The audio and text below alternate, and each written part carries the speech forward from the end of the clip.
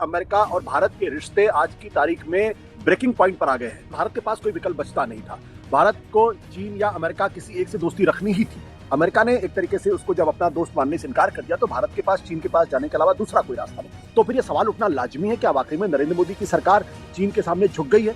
क्या वो नरेंद्र मोदी की सरकार जो है वो उसने चीन को शत्रु मानना बंद कर दिया है? भारत और चीन के रिश्ते कभी भी भारत और पाकिस्तान जैसे पूरी तरीके से शत्रुतापूर्ण नहीं रहे कि उसने पाकिस्तान की मदद करके ऑपरेशन सिंदूर के दौरान भारत को बहुत तगड़ा संदेश दिया कि देखो हम क्या कर सकते हैं, और इसलिए तुम अगर हमसे दुश्मनी रखोगे तो चीन पाकिस्तान के साथ मिलकर भारत को डिस्टेबलाइज कर सकता है, बहुत नुकसान पहुंचा सकता है। भारत के हित में है कि भारत चीन के सामने झुक जाए और कुछ समय के लिए, हमेशा के लिए, कुछ समय के लिए हमारी ईगो को नुकसान पहुंचाता है, हमारे स्वाभिमान को कष्ट होता है। ऑपरेशन सिंदूर ने वो जो ढोल था उसकी पोल को खोल दिया। वो जो गुब्बारा फुलाया गया था वो गुब्बारा खत्म हो गया, और ये कहा जा सकता है कि जिस तरीके से मूर्खतापूर्ण पत्रकारिता उन लोगों ने की है उससे भी भारत और चीन के रिश्तों को नुकसान पहुंचा है, और उससे भी भारत की विदेश नीति को नुकसान लगातार पहुंचा है। कल तक जिस चीन को हम अपना सबसे बड़ा दुश्मन मानते थे, उसी चीन के सामने अब क्या भारत झुकता हुआ नजर आ रहा है? चीन के विदेश मंत्री दिल्ली आते हैं, मोदी से लेकर डोभाल तक से मुलाकात करते हैं, समझौते होते हैं और खबर उड़ती है कि चीन हमें रेयर अर्थ के खनिज देगा। लेकिन अगले ही पल बीजिंग से सफाई आ जाती है, हमें कुछ जानकारी नहीं है, हमें कुछ मालूम नहीं है, और फिर वही वांग ई काबुल पहुंच जाते हैं पाकिस्तान और अफगानिस्तान के साथ सीपीईसी का नया ताना बाना बुनने। याद रखिए, ये सीपीईसी भारत की संप्रभुता को चोट पहुंचाता है, क्योंकि ये पाकिस्तान के कब्जे वाले कश्मीर से होकर गुजरता है। भारत इसको लेकर लगातार चिंताएं भी जाहिर करता रहता है। दूसरी तरफ नेपाल भी भारत से नाराज। लिपू लेक पर व्यापार शुरू करने की बात होते ही नेपाल ने ऐलान कर दिया, इलाका हमारा है। यानी एक साथ चीन, पाकिस्तान, अफगानिस्तान और अब नेपाल, चारों तरफ से घेराबंदी। लेकिन सबसे बड़ा सवाल तो यह है, आखिर मोदी चीन के सामने क्या झुक रहे हैं? क्यों झुक रहे हैं? क्या अमेरिका के दबाव से बचने के लिए मोदी चीन की गोद में जाकर बैठ रहे हैं, या फिर विदेश नीति वाकई आसमान से गिरे खजूर काट के जैसी हो गई है? दो तीन चीजें। पहली बात, इसमें कोई राय नहीं है कि भारत के पास दूसरा कोई विकल्प नहीं था कि वो चीन के से बातचीत करे, चीन के सामने कुछ ऐसी पेशकश करे जिससे कि चीन की जो नाराजगी है या गुस्सा या जो कुछ भी उसका शत्रुतापूर्ण व्यवहार है उसमें कमी आए। और इसके लिए सबसे बड़ा कारण यह है कि अमेरिका का जो ट्रंप एडमिनिस्ट्रेशन है उसने जिस तरीके से भारत के साथ व्यवहार करने की कोशिश की है, बर्ताव करने की कोशिश की है। पहले उसने 25% का टैरिफ लगा दिया, उसके बाद उसने रूस से ऑयल लेने पर 25% की एक्स्ट्रा पेनल्टी टैरिफ लगाने की धमकी दी, और जो 27 अगस्त से जो लग सकता है अगर भारत ने रूस से तेल खरीदना बंद नहीं किया तो। हालांकि ट्रंप ने इस बात की भी संकेत दिए हैं जो उन्होंने पुतिन से मुलाकात के बाद, कि इस बारे में अमेरिका दोबारा भी सोच सकता है, और हो सकता है जो 25% का जो एक्स्ट्रा पेनल्टी लगाने की बात की जा रही है रूस से ऑयल लेने की एवज में, वो शायद ना करे। तो ये पूरा का पूरा एक तरीके से हमारा बैकग्राउंड है। ये बात मैं इसलिए एम्फेसाइज कर रहा हूं क्योंकि भारत ने पिछले सालों में, खासतौर पर नरेंद्र मोदी ने, अमेरिका के राष्ट्रपति डोनाल्ड ट्रंप के दोबारा राष्ट्रपति बनने, और बल्कि पहली बार जब वो राष्ट्रपति बने थे उस वक्त पूरी कोशिश की थी कि भारत और अमेरिका के रिश्तों में एक बेहतरी आए, और इसी के संदर्भ में उन्होंने कई प्रोग्राम भी किए थे जहां वो विवादास्पद भी हुआ था जब वो हाउडी मोदी की बात कर रहे थे या फिर वोट फॉर ट्रंप की बात कर रहे थे।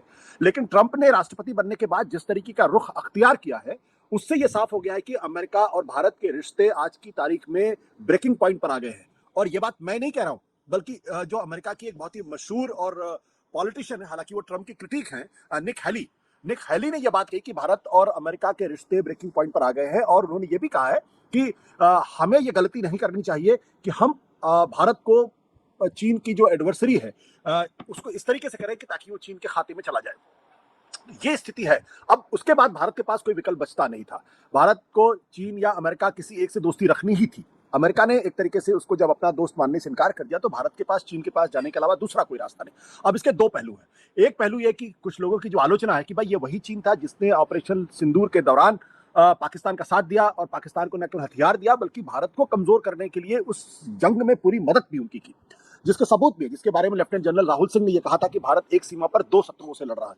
दूसरा, इसके पहले गलवान घाटी के अंदर भी चीनी सेनाओं के साथ हमारे सैनिकों की मुठभेड़ हुई थी और उसमें कई भारतीय सैनिकों की जानें गई थी। और यह भी है कि चीन ने भारत के एक बहुत बड़े भूभाग पर कब्जा भी कर लिया है, जहां भारत पहले पेट्रोलिंग करता था, अब वो पेट्रोलिंग नहीं कर पा रहा। तो इस तरीके की शत्रुता के बाद अगर भारत चीन के पास दोबारा जाता है तो फिर यह सवाल उठना लाजमी है, क्या वाकई में नरेंद्र मोदी की सरकार चीन के सामने झुक गई है? क्या वो नरेंद्र मोदी की सरकार जो है वो उसने चीन को शत्रु मानना बंद कर दिया है? क्या चीन पर नरेंद्र मोदी की सरकार ने विश्वास करना शुरू कर दिया है? क्योंकि मामला सिर्फ ऑपरेशन सिंदूर का नहीं था। ऑपरेशन सिंदूर के बाद 3 ऐसी घटनाएं हुई हैं जिससे बिल्कुल साफ लगता था कि चीन भारत की अर्थव्यवस्था को भी नुकसान पहुंचाना चाहता था। पहली चीज थी जब उसने रेयर अर्थ मेटल मैग्नेट पर एक तरीके के प्रतिबंध लगा दिया, और उसकी वजह से भारत का जो इलेक्ट्रिक व्हीकल की ऑटो इंडस्ट्री थी उसमें हाहाकार मच गया, वहां हालत बहुत खराब हो गई। राजीव बजाज जैसे जो दूसरी सबसे बड़ी इलेक्ट्रिक व्हीकल की कंपनी चलाते हैं, उन्होंने कहा कि हमारा प्रोडक्शन ठप पड़ गया। दूसरा, जो यूरिया और डीएपी के सप्लाई को लेकर जो रॉ मटेरियल आता था चाइना से, उस पर भी एक बैन लगा दिया। जब मैं आपसे बातचीत कर रहा हूं तो इस वक्त डीएपी को लेके यूरिया की शॉर्टेज इस वक्त देश के अंदर है, और लोगों को हैरानी होनी चाहिए कि जो यूरिया की दुकानें हैं उनके सामने बड़ी बड़ी लाइनें लग रही हैं वहां पे, और ब्लैक मार्केटिंग जबरदस्त तरीके से हो रही, क्योंकि इस बार का जो मानसून है वो पहले सालों की तुलना में मानसून बहुत अच्छा था, और खरीफ की फसल के लिए जिस तरीके से यूरिया और डीएपी की जरूरत थी वो आज की तारीख में नहीं मिल रहा, शॉर्ट सप्लाई में है। और उस शॉर्ट सप्लाई का सबसे बड़ा कारण ये है क्योंकि चीन से जो हमको स्पेशलाइज्ड यूरिया मिलता था या फर्टिलाइजर मिलता था वो नहीं मिल रहा। तो ये जो क्राइसिस है जो जो जो हमारी खेती किसानी को नुकसान पहुंचा सकता है, ये भी एक तरीके से चीन का दिया हुआ है। तो वो आपके इलेक्ट्रिक व्हीकल की इंडस्ट्री को चौपट करना चाहता है, वो आपकी खेती किसानी को चौपट करना चाहता था, और साथ ही साथ वो फॉक्सकॉम जैसी कंपनी में अपने इंजीनियर्स को वापस बुला रहा है। तो ये सारी जो कोशिशें हैं ये एक शत्रु का व्यवहार है, लेकिन उसके बावजूद भी पिछले दिनों चीन के विदेश मंत्री भारत आए, उन्होंने सब लोगों से मुलाकात की और कुछ अच्छी अच्छी बातें की गई। ये कहा गया कि हम कई ऐसे बिंदु हैं जहां पर हम अपने व्यापार के दरवाजे खोल देंगे, व्यापार आना जो आबाद गति से चलना शुरू हो जाएगा। ये क्यों है? ये इसीलिए है क्योंकि भारत आज की तारीख में दोनों महाशत्रुओं से या दोनों सुपर पावर से या महाशक्तियों से वो दुश्मनी अफोर्ड नहीं कर सकता। ये उसकी मजबूरी है, विदेश नीति की मजबूरी है कि या तो अमेरिका के साथ रहे या फिर वो चीन के साथ रहे। और चूंकि अमेरिका का पूरा व्यवहार रुख जो है वो शत्रुतापूर्ण साफ तौर पर दिखाई पड़ रहा है, इसलिए भारत के पास कोई विकल्प नहीं है कि वो चीन के पास जाए और अपनी जो पुरानी जो शत्रुता है उसको भुलाए, और ये भारत के हित में भी है। आज तो सर एक बात ये होती है कि दुश्मन का दुश्मन तो आपका मित्र हो जाता है, लेकिन आपका खुद ही वो दुश्मन है तो आपका मित्र कैसे हो सकता है? क्योंकि जब वो वांग यी भारत में थे तभी उन्होंने फैला दिया कि भारत ने कहा कि ताइवान चीन का है। उनकी विदेश मंत्रालय की प्रवक्ता बोली कि हमें पता नहीं कि रेयर अर्थ खनिज वाला मामला क्या चल रहा है, और उसके बाद क्या ट्रंप को दिखाने के लिए ही अपने दोस्त को गले लगाने की कोशिश कर रहे हैं और फिर खंजर पीछे लगेगा भारत के? चीन की एक खास आदत है, चीन के यहाँ एक सिद्धांत चलता है कि शत्रु को युद्ध शुरू होने के पहले ही हरा दिया जाए। और चीन का ये इतिहास रहा है, चीन ने कोई बहुत लंबे चौड़े जंग नहीं लड़ी, कभी लंबी चौड़ी युद्ध नहीं लड़े, और दूसरों के युद्ध में वो टांग भी नहीं फंसाता, ऐसा भी उसका इतिहास रहा है। चीन युद्ध को और युद्ध की पूर्व शांति को अपने शत्रुओं को निगोशिएटिंग टेबल पर लाने के लिए करता है, उसका इस्तेमाल करता है। जैसे मैं आपको बता दूं कि 1962 की लड़ाई में चीन ने भारत के बहुत बड़े भूभाग पर, यहां तक कि असम के भी बड़े हिस्से पर कब्जा कर लिया था, और उसके बाद उसने सीजफायर घोषित कर दिया और वापस लौट गया। तो हेनरी किसिंजर ने माओ से पूछा कि भाई आपने ऐसा क्यों किया? आप तो भारत के बड़े भूभाग पे कब्जा कर सकते थे, तो फिर आपकी जंग लड़ने का मकसद क्या था? तो माओ ने कहा कि हमारा मकसद सिर्फ इतना था कि भारत को हम निगोशिएटिंग टेबल पे ले आए, और वो हमारा मकसद पूरा हो गया। वो भारत को निगोशिएटिंग टेबल पे ले आए।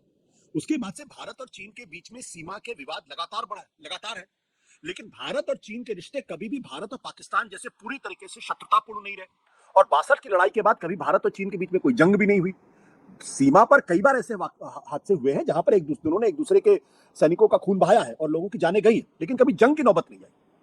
गैलवान उस वक्त की सबसे बड़ी घटना या खबर थी। तो चीन की पूरी कोशिश ये है, मुझे ऐसा लगता है कि उसने पाकिस्तान की मदद करके ऑपरेशन सिंदूर के दौरान भारत को बहुत तगड़ा संदेश दिया कि देखो हम क्या कर सकते हैं, और इसलिए तुम अगर हमसे दुश्मनी रखोगे तो चीन पाकिस्तान के साथ मिलकर भारत को डिस्टेबलाइज कर सकता है और भारत की अर्थव्यवस्था को बहुत नुकसान पहुंचा सकता है। इसी बीच चूंकि अमेरिका ने भारत के साथ शत्रुता का व्यवहार किया, तो यह बात भारत की विदेश नीति के पॉइंट ऑफ व्यू से ठीक है कि अगर आपका शत्रु बहुत पावरफुल हो, जैसा कि चाणक्य भी कहते हैं, जैसा कि तमाम महाभारत के अंदर जब युधिष्ठिर बात करते हैं भीष्म पितामह से, तो भीष्म पितामह भी कहते हैं कि भाई जो युद्ध नीति है वो तो यही है कि अगर आपका शत्रु बहुत पावरफुल है तो फिर आप उससे झगड़े मत करिए, उससे आप संधि कर लीजिए, उसको अपना बनाने की कोशिश करिए, और जब आप उससे ज्यादा पावरफुल हो जाए तब फिर आप उसको हराने की कोशिश करिए।